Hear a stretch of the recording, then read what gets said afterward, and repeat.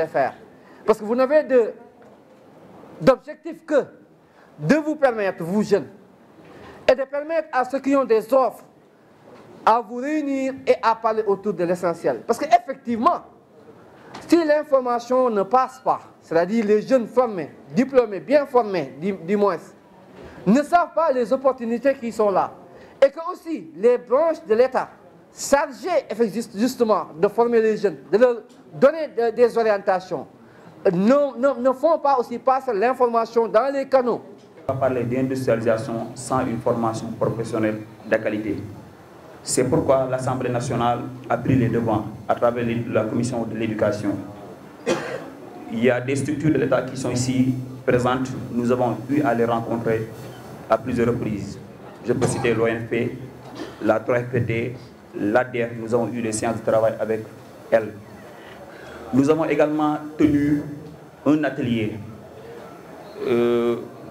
dans lequel nous avons discuté de la mise en cohérence, de l'apport et de la mise en cohérence de ces structures étatiques pour essayer de voir comment ces structures, si elles travaillent en symbiose, comment elles pourront être beaucoup plus utiles et beaucoup plus efficaces à la jeunesse sénégalaise. Rufisque a plein d'opportunités, a beaucoup d'opportunités. Il suffit juste de former, d'accompagner les jeunes pour qu'ils puissent saisir ces opportunités. On est dans un département qui abrite le pôle urbain de Diamniadio. Il y a beaucoup d'opportunités là-bas. Il y a une zone industrielle là-bas. Dans le département, c'est le département qui accueille aussi le port minéralier qui est le Sendou. Il y a le port de Ndayan qui est à côté de Yen. Ce sont tous des opportunités que la jeunesse rufisquoise doit saisir.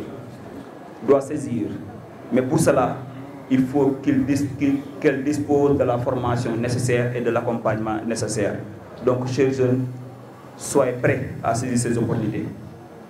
Investissez-vous dans l'éducation et la formation pour que demain, les Rufisquois soient les premiers à être embauchés dans ces structures, à travailler pour le développement du Sénégal, mais aussi à entreprendre, développer leur propre activité. Ce sont ces quelques mots que je tenais à placer à l'endroit de la jeunesse ici présente. Je vous remercie de votre aimable attention. 23% de la population de Yéo, madame 4 200 000. Et comme Bini crée Sénégal, presque 46% Dakar lañ koy def. Loolu moo tax président ne faw ñu diviser Sénégal en 8 pôles mooy pôle Dakar, pôle Thiès, pôle Diourbel ak Louga, pôle centre Fatick, Kaffrine ak Kaolack, pôle sud Ziguinchor, Sédhiou, Kolda, pôle sud-est Tambacounda, Kédougou, pôle nord-est Matam, pôle nord Saint-Louis. 8 pôles ñu ne maintenant puisque pôle bu nekk am nga sa bopp, il faut qu'on fasse un développement territorial. bi su mujjee nag mooy la bonne gouvernance. Ndax damay tabaxal rek benn coup politique. Temps yi passe dama gis Haïti je dis grève parce que y a des gens qui étaient corrompus dans le gouvernement. Démb laa gis au Sénégal une partie de la jeunesse di grève parce que nañ génne les gens qui sont corrompus. Heureusement que parti bu ndaw la. Dëkk bi développé dëggantaan xale yi suñuy grève dañuy grève pour que la bonne gouvernance soit érigée en règle. Mais démb li ñu gis dans l'opposition ñoo xam ne dañ leen topp affaire luubal. Heureusement que boobu jeune boobu ci bu ndaw la. Vision Sénégal 2050. Léegi pour xale yi am rek parce que peut-être am na benn panel naa ko développé il faut que ñu def la relation entre la formation et l'investissement. dañ naan l'employabilité mooy xarante bi mbay ndaw bi liggéey te ko évoluer ko te pour nga am employabilité il faut nga am compétence te tubaab dafa seetlu compétence ñeent la mooy la compétence technique, la compétence soft skills, la compétence numérique et la compétence managériale. bu ñu ko defee ba pare xale bi dina am compétence mais pour mu dem liggéey il faut mu dem dans des secteurs bi ëpp li muy joxe liggéey te mooy créer la valeur ajoutée loolu mooy l'industrie. Faut ñu def le développement industrie te suñu vision Sénégal 2050 on a visé le modèle easy industrialisation, la substitution des importations te foofu aussi faut ñu am un secteur privé faire monsieur le préfet et les autres du ma développé foofu incha allah si biir panel bi lay gën a suuf bu baax a baax le lien entre la formation l'emploi l'industrie et l'investissement pour le développement du Sénégal jërëjëf.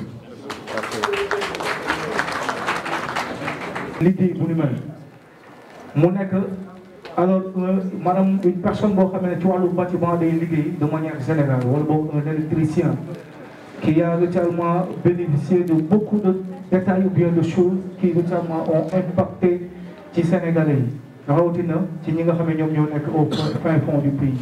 dama ànd ak moom fële ca Podor Saint-Louis ñu def foofu quelques 80 kilomètres yoo xamee ne que maanaam daf ma invité woon ñu def fa 2 jours samedi ak dimanche liñ doon def foofu moom mooy di inaugurer ay teen si zone ñu nga xamee ne que maanaam ndoxu fleuve bi moom la ñuy jëfandikoo ci seen ay besoins yëpp moom ak beneen association bu tudd Solidarité Sénégal mu nekk le coordonnateur au niveau national am yeneen ci ay partenaires yu nekk entre France ak Belgique ak yeneen ci ay dëkk liggéey bu extraordinaire mu nekk di ko def bi mu ànd ak moom moo nekkoon 33e puits boo xamee ne que ñu ko doon inauguré te du toog 2 semaines yoo xamee ne que deful alors voyage jóge fii bàyyi njabootam nekk ci naka la mën a def en tout cas pour gën a ñoŋal dundu sénégalais et état joxu ko partenaire privé joxu ko entre autres li muy def yëpp donc bénévolat la une personne qui a véritablement envie de faire des choses et de réussir des exploits.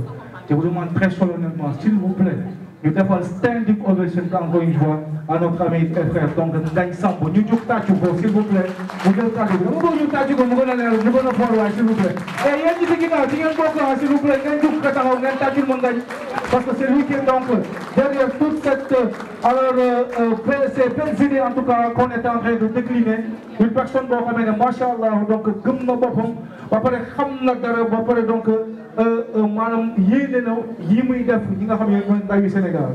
Merci beaucoup Ngagne déjà présent autorité yaa ngi nii public baa ngi nii yaa ngi sa xalaat. Asalaamaaleykum tout le monde. Voilà, merci beaucoup monsieur Pep.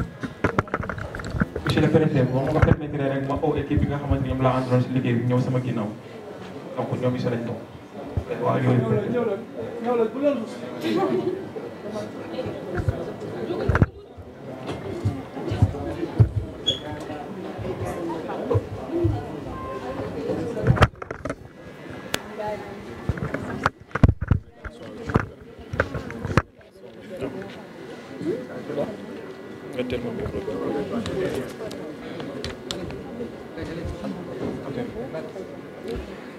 li ma gënaloon nag moom mooy ma wax librement mais comme dama yor comité boo xamante ni donc depuis si guddi ñi ngi bind discours pour man donc ma sagal leen rek lire que mais bëgg naa moom terminer discours bi quand même ma wax li nga xamante ni moom moo nekk sama xol bu ngeen ma ko permettre monsieur le préfet.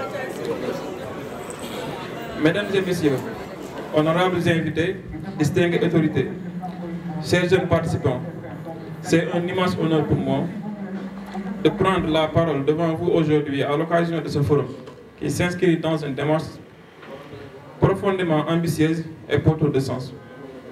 Celle de promouvoir la formation professionnelle et technique comme levier incontournable pour l'emploi, l'entrepreneuriat et le développement local. Ce forum est une véritable occasion de réfléchir ensemble aux voies et moyens de donner à notre jeunesse les clés de son avenir.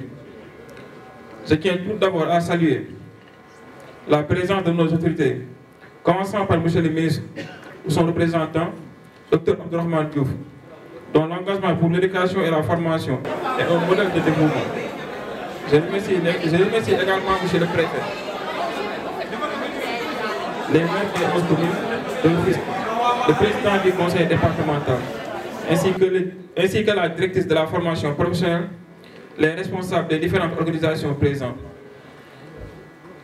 À cet événement, la DGPU, l'ONFP, le 3FPT, l'ANPEJ, sans oublier les autorités coutumières et religieuses, les chefs de quartier et les bajenu gox, tout ensemble, vous incarnez la solidarité et l'unité nécessaires pour faire face aux défis de l'emploi et de l'entrepreneuriat dans notre société.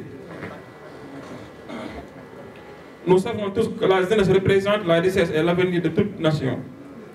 Pour l'accès à l'emploi, reste un défi majeur.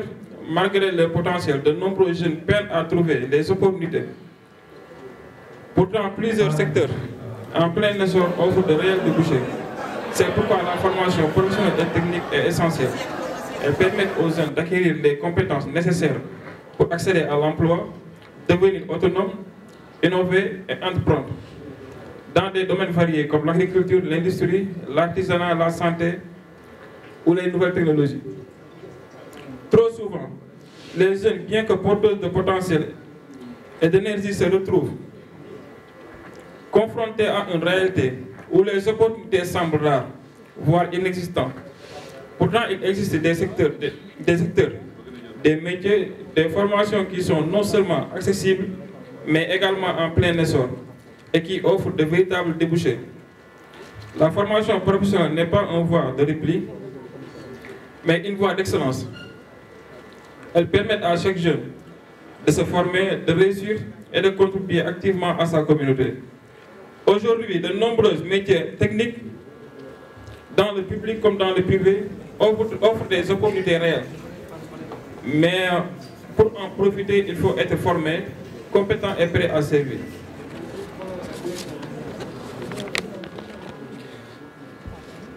Enfin, les témoignages des jeunes qui ont réussi grâce à la formation professionnelle sont là pour nous rappeler la réussite est possible pour chacun, à condition d'oser.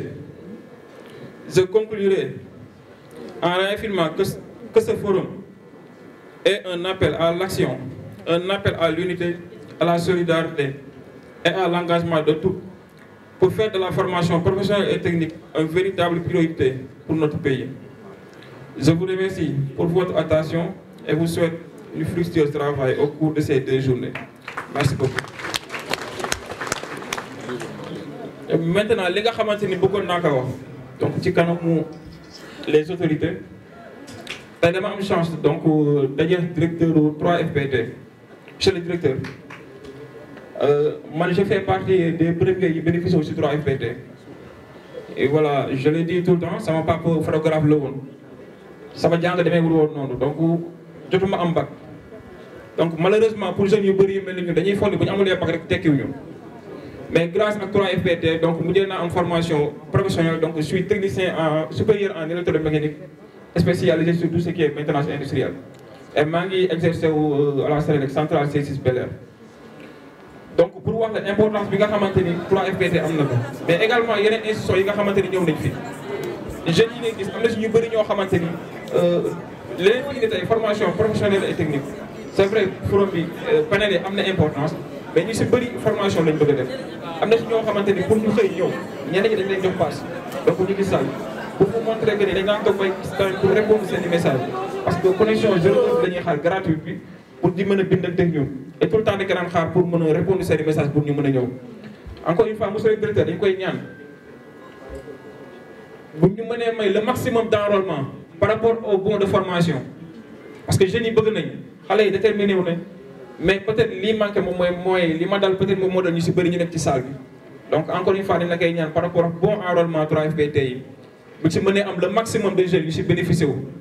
Donc, je vais terminer avec mon ONFP et ANPS aussi par rapport au financement. Nous avons aussi des associations, des GIE, des groupements de femmes.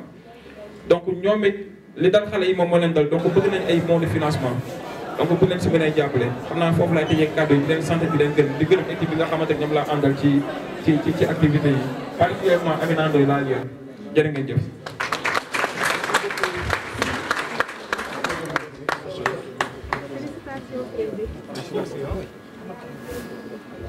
encore une fois donc je pense qu'il n'y a pas plus fort que ça hein. Donc déjà nous avons alors structure yoo xamee ne que par exemple comme ñun ñëpp ñu jaaree ci école sénégalaise bi école bi nga xamee ne que fa la ñu jàngee alors primaire pare fa dem entre autres ba doon dara alors gis nga lii y a pas plus fort que ça une institution doit être utile aux populations loolu moom mooy li nga xam ne mooy alors kaddu bi di ñëw déjà merci beaucoup. à notre ami Ngagne Samb. Donc déjà à présent, Mirmi Lerna, Tenerna. Merci beaucoup aussi à notre ami Abdoulaye Diouf, donc, qui est là, représentant donc, de la TRFJ. Nous merci beaucoup, monsieur Diouf Abdoulaye. Nous sommes contents de TOIB. Donc déjà à présent,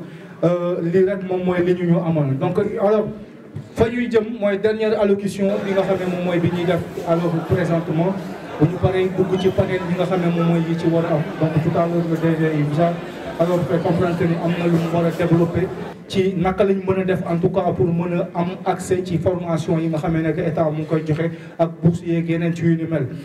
Installé nouveau préfet de Rufisque officiellement en septembre 2024. Alors il affirme, je cite, je m'emploierai avec la rigueur, le sacrifice, la loyauté, le don de soi et la dignité qui requiert cette exaltante mission.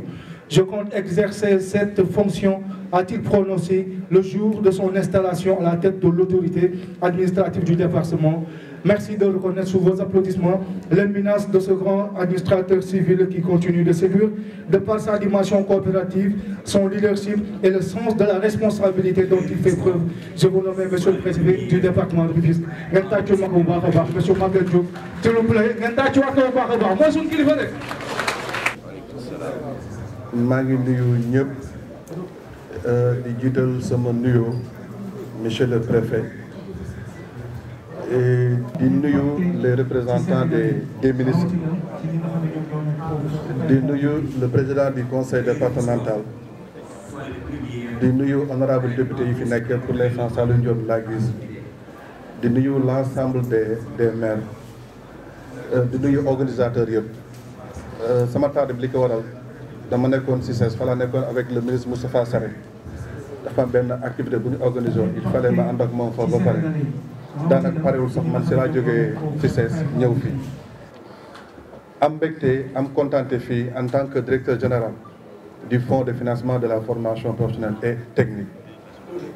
fi may commencé sama discours dama naan 13 500 000 mooy ndaw yi nga xam ne Sénégal amuñu sax fanweeri at ak juróom 9 millions mooy ndaw yi nga xam ne amuñu sax ñaar fukki at 7 200 000 mooy ndaw yi nga xam ne amuñu sax fukki at ak juróom loolu day wane Sénégal dafa nekk dëkk boo xam ne ndaw ñee fa ëpp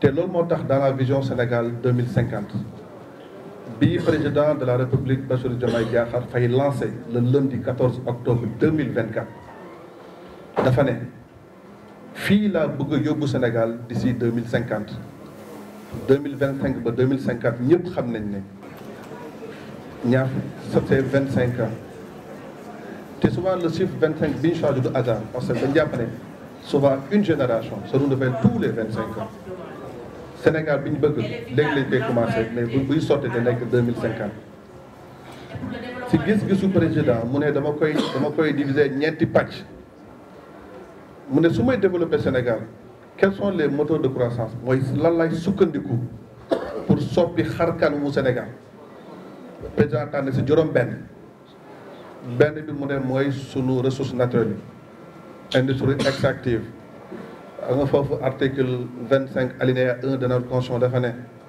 li ñëpp bokk ñëpp a jot si lépp lu génn Sénégal si suuf si géej bi Sénégal yooyu ko moom ñaareel bi mu ne industrie agroalimentaire parce que puisque sunu dëkk dafa viser la souveraineté économique indépendance alimentaire c'est le bokk ñetteel bi mu ne industrie manufacturée ñeenteel bi mu ne numérique juróom bi mu ne tout ce qui est artisanat ak hôtellerie juróom benn mu ne culture mais culture dañ ko def industrie mooy ICC industrie culturelle créative mu ne léegi sama axe ñaar dañ ne réew buy développé dina soxla ay capital ñu ne capital naturel Sénégal am na ko Sénégal am na or am na diamant am na zircon am na géej am na lépp ñaareel bi mooy capital culturel Sénégal réew jàmm la on c'est pas pour rien ñu oowe le pays de la teranga mais mu ne bi ëpp solo mooy capital humain réew buy développé waa réew mi ñoo ko développé moo tax il faut que waa réew mi am xam-xam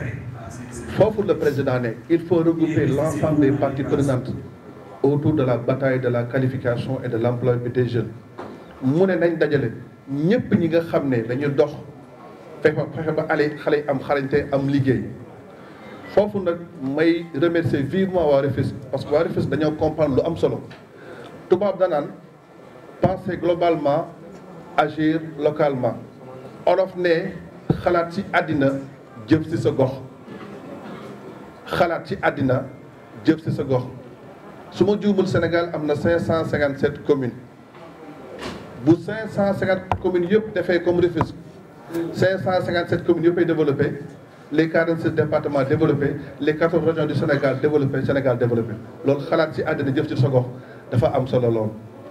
léegi foofu ñu ne ñan ñooy les parties prenantes pour xale yi am xëy naa si ñëw léegi ñu ne tout ce qui est état et son démembrement état du Sénégal dafa joxe vision bi 3FPT bi ma représenté def li mu mën ak keneen ñu ne ak kan mu ne les établissements de formation parce que xale yi pour ñu am xam-xam il faut que ñu former leen ñu ne waaw ak ñan mu ne le secteur privé c'est important parce que bu xale bi jàngee ba pare mu ne man dama bëgg liggéey ci entreprise te foofu secteur privé mooy joxe liggéey wala mu ne dama bëgg a demal sama mbokk mooy entrepreneuriat foofu aussi état mën na ko accompagner financer ko ñetteel bi mooy les partenaires techniques et financiers tant que boole ñu sunu doole duñ mën développer Sénégal ñetteelu axe bu mu ne aménagement et développement durable ñu seetlu ne Sénégal lu mu rëy Ndakaaru Njaay bi matul sax 1% c'est 0,3% de la superficie fii le cas bi ci war wala jox leen yoon boo xam te ne moom ngeen di jaar pour réussir loolu moom moo desoon ma wax ni dinañ ko institutionnaliser parce que Rufisque jeunes yi fi nekk ay jeunes yu engagé lañu Rufisque jeunes yi fi nekk ay jeunes yu am détermination lañu waaye li leen manqué woon mooy accompagnement bi ndax am na lu ñuy wax DG 3FPT wax na ko léegi mooy le missing link mooy gannaaw yow bañ la formé ba pare gannaaw yow ba nga jàngee ba pare nan ngay fexee ba am liggéey loolu il faut que ce lien ñu mën ko créer loolu nag forum bi opportunité la pour vraiment donc ngeen gisanteeg ñi nga xamante ne ñoo leen war dimbali ci wàllu woowu. Donc je voudrais terminer mes propos par justement cette note d'espoir pour également réitérer l'engagement du gouvernement, de l'autorité administrative à accompagner les jeunes. La présence donc du représentant du ministre de l'Environnement et de la Transition écologique, Dr Abdourahmane Diouf, donc il est représenté ici par M. Cheikh. Monsieur Gueye, merci beaucoup d'avoir honoré de votre présence.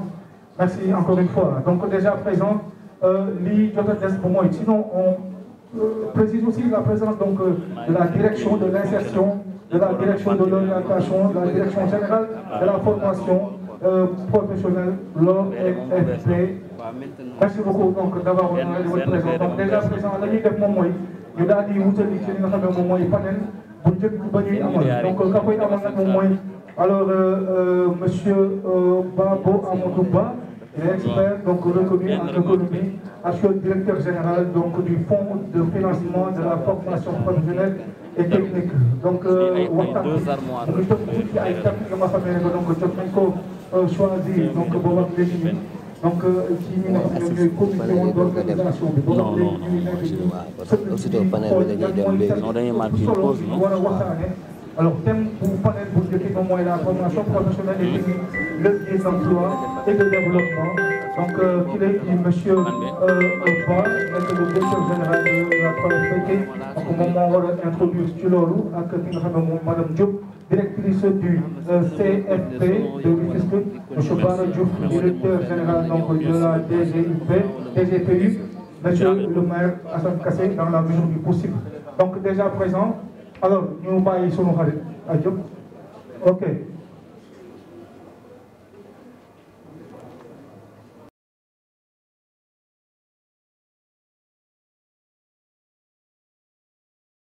La présence donc du représentant du ministre de l'Environnement et de la Transition écologique, Dr Abdourahmane Diouf, donc il est représenté ici par monsieur Cheikh Gueye. ñu mayal ma ko loxo bu baax a baax monsieur Gueye, merci beaucoup d'avoir honoré de votre présence. Merci encore une fois. Donc déjà présent, li jot a des bu mooy sinon on précise aussi la présence donc de la direction de l'insertion de la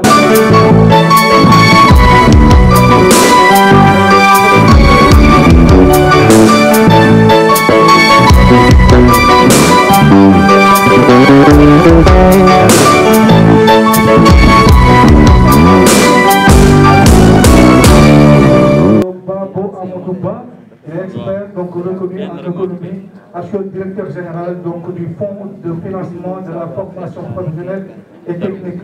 Donc waxtaan bi mu ngi tënku ci ay thèmes yu nga xam ne donc jot nañ ko choisir donc boobu ak léegi nii donc ci ñi nga xam ne ñooy commission d'organisation bi boobu ak léegi ñuy nekk ci aussitôt panel bi dañuy dem léegi dañuy marqué pause non war a waxtaane. Alors thème bu panel bu njëkk moom mooy la formation professionnelle et technique, levier d'emploi et de développement. Donc ki lay di monsieur Ba nekk le directeur général de la 3FPT donc moom moo war a introduire ci loolu ak ki nga xam ne moom madame Diop directrice du CFP de Rufisque, monsieur Bara Diouf directeur général donc de la DGPU, monsieur le maire Assane Kassé dans la mesure du possible. Donc déjà présent. Alors ñu bàyyi sunu xarit a Diop ok. Le premier forum départemental sur la formation professionnelle. Donc un forum qui est venu à son heure parce qu'au niveau du ministère de la formation professionnelle, il y a un agenda qui est sorti pour faire valoir au préfet que chaque département doit organiser un forum. Ainsi, les jeunes du département de Rufisque ont cette initiative. Donc nous avons collaboré avec le préfet du département de Rufisque pour l'organisation de ce forum important pour la formation des jeunes. Après un constat pertinent par rapport à la non-formation des jeunes et le manque d'emploi donc au niveau de Rufisque, nous avons pu concerter le maximum d'associations au niveau du département, donc avec ses représentants donc dans chaque commune, voilà, pour ensemble organiser ce forum départemental pour convier le maximum de jeunes possible. Donc les jeunes qui ont le bac et voilà, qui ont des orientations, mais franchement qui ne sont pas dont la passion donc ne commente pas donc avec leur orientation. Mais aussi les jeunes donc qui sont dans les quartiers et qui n'ont pas de formation, qui n'ont pas d'emploi. Et si ce forum donc va regrouper donc l'ensemble des cultures étatiques donc mises en place par l'État pour permettre aux jeunes donc d'avoir des formations professionnelles donc comme la 3FPT donc par rapport à la formation de longue durée, voilà, et courte durée, mais aussi l'ONFP pour les jeunes donc qui sont non instruits, qui sont dans nos quartiers et franchement les jeunes booloo dajale ànd ci ak le préfet du département organisé. Voilà le pourquoi constat bi dafa dem si ni Rufisque. ci Rio FPT. waaw comme ni ko kilifa yëpp defee tey jii maanaam genre événement yu mel nii dafa warul di gëj te ngëj dafa doon événement yoo xam dañ ko war di multiplier ici à Rufisque soit chaque 6 mois ou bien chaque 3 mois. Et li ma si gën a neex mooy dañ ne oo leen étudiants yi ñu ñëw ñu may leen ay bourses maanaam tey jii étudiant bu jóge si li pour nga am bourse da ngay daw de mais ñëwul ñu may la bourse bi beneen bi mooy que ne il faut que ñun les autorités de la ville xam ne ndaw formation moo ko yor ndaw formation moo ko yor et di remercier aussi surtout le préfet Maguette Diouf bi nga xamante ne tey moom lañ ko tuddee moom lañ ko parrainé moom mooy gérer lépp et vraiment macha allah parce que Tëngéej dafa manqué ay autorités mais ñëw na boot ñu pour que vraiment mbir mi am benn ampleur bi donc jaaraama encore monsieur le préfet ñu ngi lay jaajëfal bu baax a baax a baax a baax maa ngi leen di jaajëfal bu baax waa ñu naan la waakal la.